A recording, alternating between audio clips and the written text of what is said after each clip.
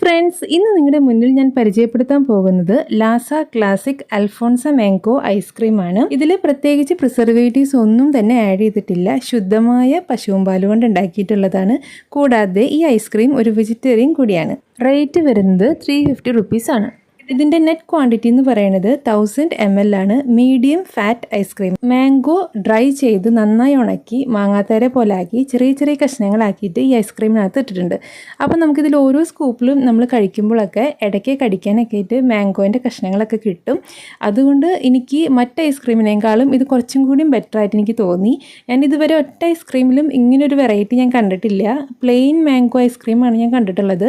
അപ്പോൾ അതിൽ നിന്നും കുറച്ച് വ്യത്യസ്തമായിട്ട് എനിക്ക് തോന്നി. കൂടാതെ ടേസ്റ്റ് വൈസ് നോക്കുകയാണെങ്കിൽ സൂപ്പർ റിച്ച് ക്രീമിയാണ്. എനിക്ക് വളരെ ഇഷ്ടമായി. അപ്പോൾ എന്തായാലും എല്ലാവരും വാങ്ങിച്ച് ട്രൈ ചെയ്ത് നോക്കുക. മറ്റൊരു വീഡിയോ ആയിട്ട് വരുന്നവരേക്കും എല്ലാവർക്കും good bye and take care.